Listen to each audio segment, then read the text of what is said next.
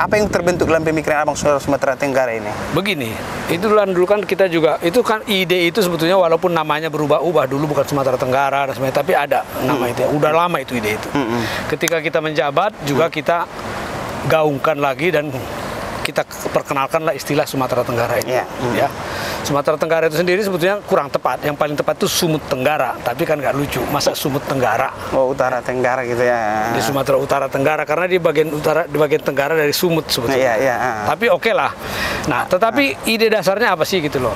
Daerah Sumatera Tenggara yang kita sebutkan sekarang atau Tabaksel itu tuh 26% dari wilayah Sumatera Utara itu. 26% dari Sumatera Utara wilayahnya ya. Dia kalau kita jalan dari Padang Sidimpuan ke Medan itu 486 km. Iya Bang, betul. Dari Sidimpuan ke Pekanbaru itu sekitar 500 km. Dari Sidimpuan ke Padang itu 530 km. Dengan jarak tempuh 12 jam masing-masing itu hampir ya Bang? Kira-kira begitu, tergantung kondisi jalan ya. Saya pernah bilang sama Gubernur Rudolf, bagaimana mungkin daerah kami ini bisa maju Pak? Sedangkan Bapak saja datang ke sini itu mungkin sekali 5 tahun belum tentu. Iya Bang. Kenapa? Karena susah jalannya. Kalau Bapak nggak datang ke sini, kepala dinas Bapak mau nggak datang ke sini? Waktu itu kepala dinasnya Abang Umar, sekarang jadi wali kota Tebing Tinggi. Iya. Mau nggak mereka datang ke sini? Saya bilang, ya kan? Kalau mereka jarang datang ke sini, dia nggak tahu kondisi daerah ini. Yang kelihatan bagus-bagus saja, karena yang kelihatan itu cuma ke Danau Toba, ke Langkat, ke Siantar, ke Tebing Tinggi. Ya, seolah-olah Sumatera Utara itu bagus-bagus saja. Padahal ada bagian dari Sumatera Utara ini yang sangat terpencil. Udah pernah belum ke Puncak Merapi di Madinah? Ya kan, sudah pernah belum ke Aik Bilah di Biru, Sibirok sana, Sibirok ke atas sana ke Biru, SD lagi ke atas sana gitu. Terus lagi, udah pernah belum ke Mandala Sena, terus tembus ke Paluta gitu loh. Nah, konektivitas ini yang penting dibangun. Ya kan?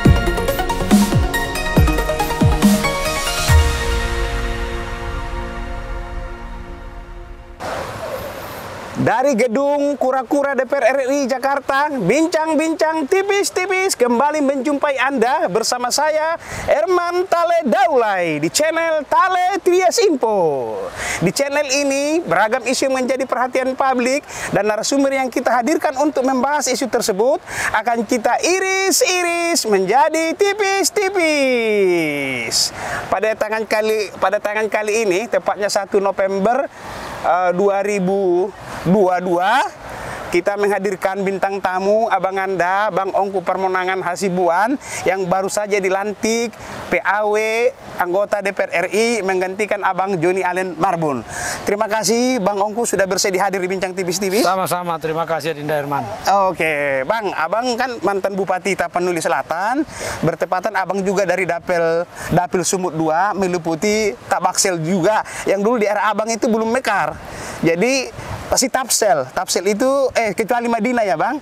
Waktu itu sama Sidimpuan ya Bang. Waktu Abang jadi Bupati ya. Berarti Abang waktu itu menaungi yang dulu Palas, Paluta sama Tapsel yang sekarang ya Bang ya. Betul. Oke. Itu kan boleh dibilang berpisah secara administrasi pemerintahan, tapi secara budaya nggak pernah berpisah kan Bang? Setuju. Jadi sekali lagi Tapsel itu hanya berpisah secara administrasi pemerintahan, tapi tidak pernah mekar secara budaya ya Bang.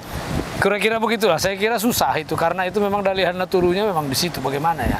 Oke, ya, sekarang marganya juga sama di situ semuanya, bahasanya juga sama, ada istiadatnya juga sama. Iya. Ya beda-beda sedikit dalam prakteknya ya oke lah, tetapi itu kan sama saja. Saya dapat info juga Abang akan ditempatkan di Komisi 2 membidangi pemerintahan daerah juga. Iya kan? Insya Allah begitu karena sesuai arahan dari ketua fraksi tadi pagi, ya memang saya ditempatkan di Komisi 2 insya Allah. Berarti kan membidangi pemerintahan daerah juga? Pemerintahan daerah, kemudian Komisi Pemilihan Umum, dan juga mengenai Badan Pertanahan Nasional dan beberapa mitra kerja lainnya, ada 16 mitra kerja gitu. Tentu untuk dapil Abang sangat tepat Abang mudah-mudahan duduk di Komisi 2 ini ya Bang Ongku ya.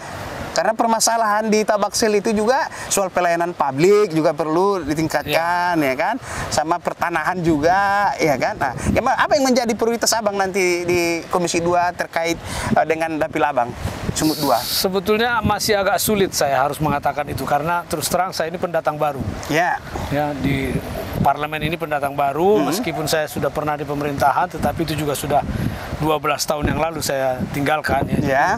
agak sulit bagi saya untuk mengatakan apa yang menjadi prioritas sekarang ini. Saya mesti pelajari dulu lebih dalam apa sih kira-kira tugas-tugas pokok dan fungsi daripada Komisi 2 tersebut. Namun sedikit bayangan barangkali ya yang ingin saya soroti kalau dari sisi pribadi saya saat ini sebelum masuk ke Komisi 2 itu dalam hal misalnya untuk bidang pertanahan, saya pikir adalah masalah-masalah yang sangat klasik selama ini adalah masalah pembagian tanda kutip akses kepada tanah di Indonesia ini yang sangat dikuasai oleh sebagian orang tertentu saja gitu ya. Betul, Bang. Ya, kita sudah baca banyak di media dan sebagainya bahwa ya sebagian besar, bahkan ada yang mengatakan 78%, ada yang mengatakan 72% dan sebagainya, itu dikuasai oleh konglomerasi dengan di mana itu tidak lebih dari mungkin 200 orang yang menguasai itu gitu ya. Nah, tentunya itu sesuatu yang bukan merupakan cita-cita daripada kemerdekaan ini saya yakin. Nah, tentunya itu yang menjadi satu perhatian saya, tetapi saya pun harus sinkronisasi dengan fraksi tentunya dengan partai, bagaimana perjuangan partai dan seterusnya nantinya akan sejalan gitu. Saya garis dulu perjuangan partai, Bang. Ketua Umum mungkin memberikan arahan untuk apa demi kemajuan Partai Demokrat. Sorry. Kalau arahan dari pimpinan ya sesuai dengan apa yang menjadi tagline sekarang dari Partai Demokrat adalah kita perubahan dan perbaikan dan perubahan ya. Jadi artinya apa? Ya memang saat ini kita perlu banyak perubahan. Ya hal-hal yang tidak baik ya kita harus perbaiki. Gitu. Jadi ya kita harus berubah dan yang kurang baik ya kita perbaiki, yang sudah baik untuk kita lanjutkan. Kurang lebih seperti itu. Secara umum itulah yang menjadi garis perjuangan partai saat ini. Kemudian kita berkoalisi dengan rakyat. Karena kita tahu bahwa rakyat sekarang ini ya mungkin saya tidak bisa mengatakan hanya sekarang, tetapi barangkali rakyat ya sudah saatnya rakyat itu yang diutamakan. Karena itu ya tujuan daripada berbangsa dan bernegara kita ini kan mensejahterakan kemakmuran rakyat. Nah, kita sekarang ini diarahkan untuk berkoalisi dengan rakyat. Kita berkoalisi dengan rakyat. Kita bukan berkoalisi dengan rakyat yang dimaksud dengan rakyat secara keseluruhan. Tentunya. Berkoalisi dengan rakyat itu bebannya tidak ringan karena segala persoalan rakyat itu juga harus, karena udah menjadi koalisi, harus menjadi bagian dari solusi, memberikan masukan-masukan gitu, Bang Ongko. Setuju sekali. Karena begini, ya kadang kala itu kan banyak ya. Kalau kita lihat negara-negara di Eropa Utara terutama itu kan mereka itu dasarnya adalah negara kesejahteraan atau disebut dengan welfare state ya. Jadi fokus negara itu memberikan kemakmuran buat rakyatnya. Nah, kita ini apa sekarang kita? Apakah kita welfare state atau bukan? Harusnya kan kita negara Pancasila, di mana di dalam sila yang kelima itu jelas-jelas disebutkan keadilan sosial bagi seluruh rakyat Indonesia. Sekarang kita bertanya, apakah sudah adil kita berbangsa dan bernegara sekarang? Buat masyarakat luas gitu ya. Jadi kita berkoalisi dengan rakyat tentunya adalah untuk mencapai seperti apa cita-cita daripada kemerdekaan kita dulu. Ya saya kira itu arah daripada perjuangan partai sekarang ini, kita pengen mengembalikan itu kepada arah-arah perjuangan yang lama gitu. Oke, Bang. Abang kan kalau tidak salah berangkat dari desa Huristak ya, Bang? Desa Binangatolu, Kecamatan Huristak sekarang ya. Iya, artinya itu orang Batak sebutnya kita ini Parhuta-Huta, Bang. Parhuta-Huta ini Abang menembus ibu kota metropolitan sampai ke luar negeri itu kan berangkat dari Parhuta-Huta. Jadi isi perut daripada Parhuta-Huta itu tentu Abang pahami, terutama menyangkut pelayanan publik, baik itu kesehatan puskesmasnya, air bersih, ataupun pelayanan pendidikan. Gimana soal pelayanan publik? Abang Komisi 2 bagian dari pelayanan publik juga loh. Iya, tentu yang membidangi pendidikan sendiri ada. Ya, maksudnya pelayanan publik lah maksudnya. Ya, tapi pemerintahan daerah ya, bahwa kesehatan juga ada komisinya sendiri ya. Ini terkait pemerintahan daerahnya. Pemerintahan daerahnya, pelayanan publiknya yang harus kita perbaiki. Saya nggak mengatakan saya memperbaiki, tetapi garis perjuangan kita adalah bagaimana supaya pelayanan publik itu diutamakan gitu ya. Jadi pelayanan publik itu sederhana sih. Sebetulnya saya punya, ini pendapat pribadi, bukan pendapat partai, bukan pendapat pribadi. Menurut saya pemerintah daerah itu harusnya itu fokusnya itu nggak usah banyak-banyak, supaya dia fokus. Apa itu, Pak? Yang pertama, infrastruktur daerah itu harus diperbaiki semuanya. Kalau saya bilang infrastruktur itu apa sih? Infrastruktur itu ada beberapa. Ada infrastruktur dasar namanya, jalan raya, listrik, energi. Nah itu adalah infrastruktur primer lah. Primer itu adalah infrastruktur dasar. Kemudian ada infrastruktur yang lanjutan. Kemudian apa itu? Pendidikan, kesehatan, ya kesempatan orang bekerja itu kan harus disiapkan oleh pemerintah daerah ya. Jadi saya bilang itu pertama yang paling penting menjadi tugas pemerintah daerah itu adalah infrastruktur. yang paling penting dikembangkan. Yang kedua, dia administrasi kependudukan dan pertanahan itu. Jadi administrasi.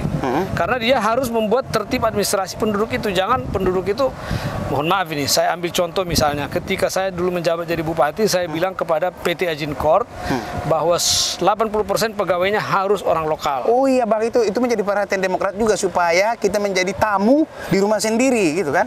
Jangan menjadi tamu di rumah sendiri. Gitu. Ya, tadi fokusnya lagi ya, saya pertama itu infrastruktur, yang kedua adalah administrasi ya, yang harus diurus sama ini, terus pendidikan kesehatan. Saya kira itu aja yang diurus oleh pemerintah daerah. Fokusnya itu aja deh. Ya, coba kalau kita jalan-jalan ke Bali. Sampai ke pelosok-pelosok di kampung-kampung, jalan itu mulus. Ya kan? Iya Bang. Ya. Nah, penduduknya rapi semua. Itu. Jadi ya kita ke daerah kita bagaimana?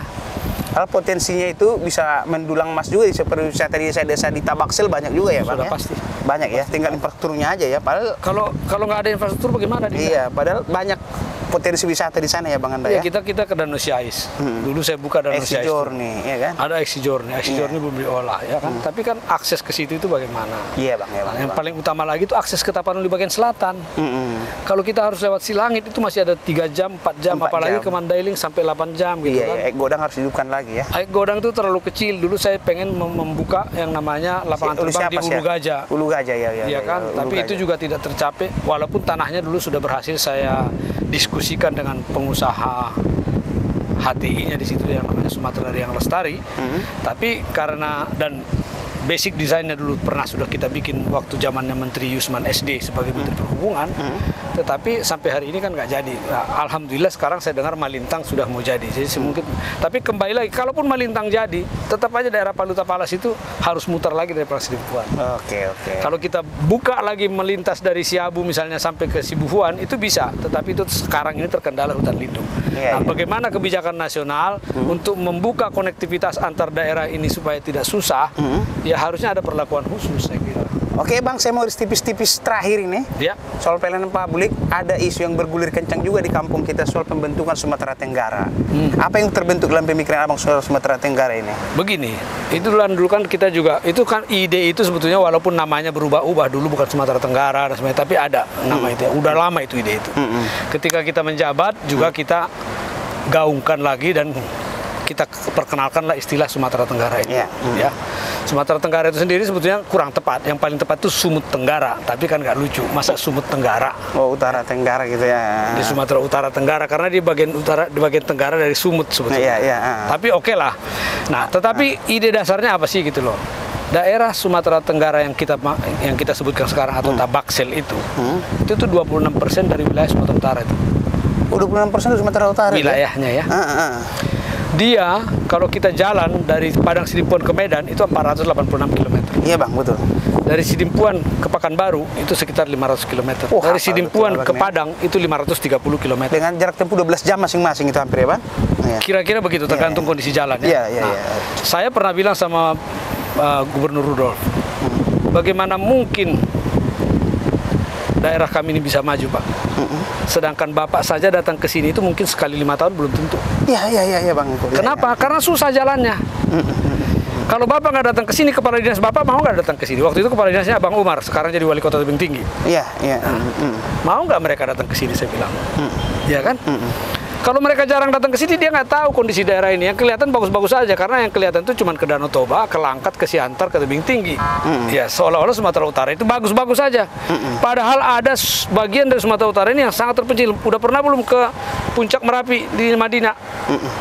Ya kan, sudah pernah belum ke Aik Bilah di Biru, Sibirok sana. Sibirok ke atas sana ke Biru, SD lagi ke atas sana gitu. Terus lagi, udah pernah belum ke Mandala Sena, terus tembus ke Paluta gitu loh. Nah, konektivitas ini yang penting dibangun, ya kan? Nah, itu satu. Jadi ini nggak akan pernah diurus oleh Sumatera Utara, daerah kita itu nggak akan pernah terurus karena jauh. Ya, yang kedua, hasil dari daerah ini saya bilang, dulu Labuan Batu adalah penghasil karet terbesar dan sawit. Kemudian juga Langkat, coklat dan sawit. Sekarang Sumatera Tabaksel ini penghasil sawit terbesar di Sumatera Utara. Artinya apa? Yang kami dapat apa di sini? Jalan rusak. Kenapa? Karena pajak sawit itu larinya kemana? Pajak air tanah larinya kemana? Pajak air permukaan larinya kemana? Apakah ada ke kabupaten? Tidak, semuanya ke provinsi. Iya. Setelah di provinsi dibagi-bagi. Oh iya. Nah, Jadi dikit kita dapatnya. kita dapatnya bagian dari satu provinsi. Padahal penghasil kita itu. Kita itu penghasil. Bagi hasil tambang. Di tempat kita ada tambang martabe, ada tambang sorikmas. Iya bang. Ada PLT panas bumi ya di ini. Ini bagi hasilnya bagaimana sih? Lagi tambang-tambang rakyat itu. Mas, di Madinah. Nah, itu saya nggak suka itu. Itu yang lama, itu yang baru itu. Itu bahayanya besar. Oke. Tetapi tambang-tambang ini bagi hasilnya bagaimana? Sesuai undang-undang yang lama yang saya ingat, mungkin sekarang kita harus cek lagi undang-undangnya. Itu bagian daerah itu sekian persen. Saya nggak hafal angkanya lagi sekarang ya. Tetapi itu nanti dibagikan kepada Kabupaten Induk. Kabupaten Induk membagikan ke daerah sekitar. Ada bagian provinsi. Padahal ini barang ini ada di sini. Iya, Bang. Kalau ini jadi provinsi, ini semua buat saya ini. Buat provinsi ini, buat Tabaksel itu. Nggak akan lari lagi kemana-mana. Sehingga ini daerah ini akan kaya raya, daerah ini. Dia akan bisa membangun dirinya sendiri gitu. Dengan singkat kata Abang mengatakan mendukung pembentukan Sumatera Tenggara ini Bang. Sangat mendukung, saya memprakarsai. Wah, ini pemirsa Tali Trias Info, bincang tipis-tipis. Saya Bang memprakarsai. Ongko Parmonangan Hasibuan mendukung penuh pembentukan Provinsi Sumatera Tenggara. Ya, Apapun namanya nanti. Saya ralat ya, saya bukan memprakarsai, tetapi nama Sumatera Tenggara itu dari saya. Oh. Oke. Dan Catat. mendeklarasikan itu di Sipirok bersama Bang Bomer Pasaribu, bersama Tulang Hairuman Harahap, dan bersama Bupati Amru Pak Bahrum. Itu kami di lapangan merah Sipirok kami deklarasikan pembentukan Sumatera Tenggara itu. Wah, iya. Ya, Berarti Abang dari segi Rintang Kendali memang udah pantas dia dimekarkan ya Bang ya, Rintang Kendali. Nggak mungkin lah dari Medan sampai ke Cingkuang, ke Sulangaling sana. Nggak bisa. Coba bayangin sekarang, Andina mau pulang. Lewat mana Adinda, saya mau tanya? Aduh, kalau dari Pekanbaru, Medan. Pekanbaru, Padang, Medan. Ya, sekarang ada Silangit. Tapi tetap aja kalau kau mau ke Madinah, dari Silangit 4 jam, 5 jam juga. Iya. Ya harus ada dong, daerah itu harus dibangun. Waktu bertemu sama, waktu itu masih Wakil Presiden Yusuf Kalla di rumah kediaman beliau waktu kita mengusulkan Sumatera Tenggara bersama bupati-bupati yang lain. Salah satu yang saya bilang sama beliau adalah seperti itu. Pak Yusuf Kalla, Pak Wakil Presiden, kalau di daerah Indonesia Timur itu pembangunan sekarang lagi gencar. Karena semua orang mengatakan pembangunan Indonesia Timur, Indonesia Timur. Seolah-olah Indonesia Barat itu sudah terbangun semua. Ada yang sangat terpencil di daerah Indonesia bagian Barat ini yang tidak pernah diperhatikan pemerintah, yaitu adalah Tapanuli bagian selatan. Padahal dari segi kekayaannya kalau digali bisa mendatangkan kesejahteraan juga. Ya sekarang dalam hitungan-hitungan Abang kan pebisnis juga, pernah kerja juga di skala internasional gitu ya kan. Dari segi kekayaan SDA-nya sama SDM-nya gimana Bang melihat Tabaksel ini? SDM, ini lain. Kalau SDA nggak usah diragukan. SDA kita punya tambang emas. Ada 2 kabupaten yang punya tambang. Pertaniannya juga bisa Bang kembangkan ya? Pertanian karena kita nggak punya irigasi teknis, ya mungkin bisalah kita kembangkan. Tapi untuk sekarang makan dia untuk penduduknya bisa lah diusahakan. Tapi yang namanya hasil kebun, tanaman keras itu luar biasa. Oke. Ya, sawit, karet, coklat, kopi luar biasa di sana ya kan. Nah kemudian apalagi gitu, ada energi panas bumi, minyak di daerah Barumun sana kan ada daerah Barumun Tengah itu. Batu bara juga ada di sana, belum kita eksploitasi. Waduh, ada Bang ya? Saya tahu karena saya sudah pernah melakukan penyelidikan untuk itu. Oh, gitu. hebat ya, Tapi saya tidak mau kasih izin waktu itu kepada para pengusaha karena saya takut rusak. Oh, alam ya, betul. Alam kita rusak. Dan memang penyakit kita itu jauh ke pantai sehingga mau memasarkan batu bara itu juga sulit gitu loh. Jadi tapi di sana itu banyak kaya. Sayangnya karena dia jauh dari Sumatera Utara, semua sumber daya itu kan pajaknya melalui rezim perpajakan kita juga kan ditarik ke either ke provinsi atau ke pusat kan. Soalnya ada kekhawatiran juga Bang, pengamat otonomi daerah ini, banyak daerah-daerah yang dimekarkan tadinya optimis gini begitu dimekarkan ternyata nggak seperti yang diharapkan. Kalau gitu, soal itu kan teknis Adinda, artinya iya, bisa Bang, saja dibikin seperti zaman dulu, dibikin dulu kabupaten administratif atau provinsi administratif di bawah ampuan dari Sumatera Utara. Oh iya, jangan dilepas langsung. Kan undang-undangnya juga begitu sekarang. Ya kan bisa dibikin begitu. Misalnya 3 tahun pertama lihat perkembangannya, kira-kira bisa nggak dia. Kalau dia bisa kira-kira lanjut gitu loh. Oke, SDM Bang terakhir nih Bang, soal SDM Tabaksel. SDM Tabaksel ini lari keluar semua yang bagus-bagusnya. Yang tinggal ya susah. Ya, kayak ke Hafiz Regar lah, dia nggak mau tinggal di sini. Seperti Herman Daulay. Nah, kan begitu kan, lari semua gitu loh. Iya kan. Nah itu tadi kenapa itu begitu, karena sorry to say gitu ya, ketika kita mendapatkan pendidikan yang cukup bagus, kita mau mengabdikan pendidikan kita itu di sana, di mana lapangan kerjanya? Ya, ada di situ seperti tambang martabe, oke, tapi berapa orang sih yang bisa ambil sama dia? Sorry Mas, berapa? Oke. Saya punya prinsip atau pandangan, ya, industrialisasi itu adalah salah satu cara terbaik untuk memakmurkan masyarakat. Tetapi industrialisasi yang seperti apa yang cocok di daerah kita? Itu harus berbasis sumber daya setempat. Oke.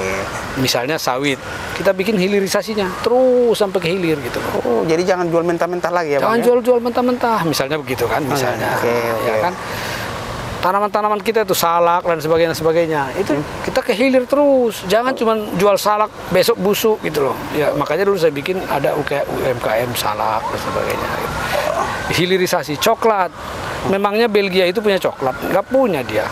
Finlandia itu punya coklat, Paris punya coklat, nggak punya dia kebun coklat. Yang punya coklat itu di tropis. Tetapi kita hilirisasi dong, kita bikin supaya dia menjadi. Jadi ada nilai tambahnya. Nah, supaya anak-anak yang kreatif ini di situ. Nah, pendidikannya, misalnya SMK, kita harus sesuaikan dengan kompetensi wilayah itu.